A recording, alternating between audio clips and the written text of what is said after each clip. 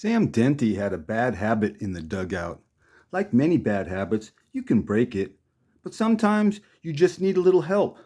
That's what friends and teammates are for, to help you move the process along so you can kick the habit instead of a bucket.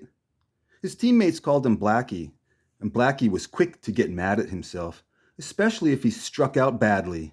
He'd come storming back to the dugout. His teammates and coaches had to decide if they should get out of his way or not because Blackie had a bad habit of kicking water buckets when he got mad. Being fined didn't stop him or slow him down. Sam Dente kept kicking water buckets. His teammates got fed up, wondering if they were going to get blasted with water or not because of his bad at bat. So one day, they swap out the water bucket for one filled with sand. That stopped him. That helped him break or kick his habit. Sam was a feisty player, but his bad temper was usually directed at himself, and he was actually the clubhouse crack-up, and quite the joker.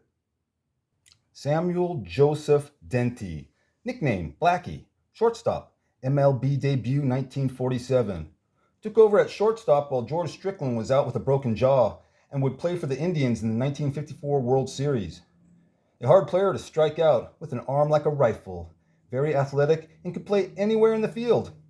Signed by the Red Sox in 1947, they made him quit playing professional soccer. Spring training 1948, MLB's second season with blacks in the league. Everybody's waiting for an on-field incident. It was only a few months ago that a black pitcher hit a white batter with the ball. That game continued without a problem. This is a little different. We're talking about an on-field incident, like a black player slides into a white player, spiking him, drawing blood, and forcing that white player to leave the game. Well, that's what happened. Sam is with the St. Louis Browns. They're playing the Indians, and Larry Doby has a head of steam as he's sliding into second base, accidentally spiking Sam, forcing him to leave the game. No incident. Game continued. 1949, Sam is the Senators' starting shortstop. Season is starting out bad. They're 3-11, embarking on a 14-game road trip. Turns out they would win 9 straight on that trip. And when they returned to D.C., there was a car parade back to their home stadium where fans were holding signs that read, "We'll win plenty with Sam Dente." While the team was in New York for some games, a rep from Sam's hometown of Harrison, New Jersey came by to give him a car in between a doubleheader at Yankee Stadium. Same season, in a must-win game against his former team, the Red Sox, he had a great game and was carried off the field by his teammates on their shoulders. He was the team MVP. A good hitter, but led the league in errors, yet was declared untouchable by the Senators, and before spring training actually gave him a raise. Not too good at the plate in 1950, but started every game and got an MVP nod. 1951, he would have to earn his spot, going up against new arrivals, Willy Miranda and Gene Verble. Traded to the White Sox after the 51 season, he would compete with Minnie Minnoso for the job and would turn out to be one of the most versatile players in the American League that season. 1953, he's the opening day starter for the team. Then 2 games later, he's sent down to the Indianapolis Indians, where he played some of his best ball, became a fan favorite, and was voted most popular player.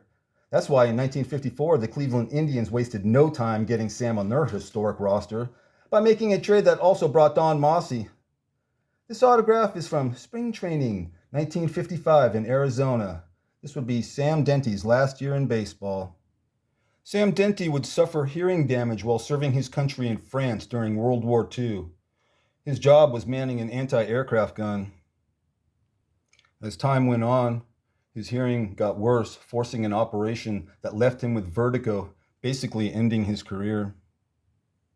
Despite this problem, his old buddy Ralph Kiner, who was the GM of San Diego Padres of the PCL, bought Sam's rights, but he never played there.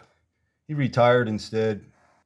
When baseball seasons were over and throughout his life, Sam Dente would take time to show juvenile delinquents how to play baseball. Over at the American Baseball Academy, Brooklyn Division. Teaching baseball was Sam Dente's passion, and he would participate in camps for years. Now we have come to the portion of the show where I say, now here's my 2 cents, brought to you by the High Life. I wonder if Mr. Dente would be so willing to go out of his way to work with today's Brooklyn juvenile delinquents. I sure hope he would be. But I bet it would only take him a hot New York minute to assess the situation and realize that he should use his name Sam and not introduce himself as Blackie.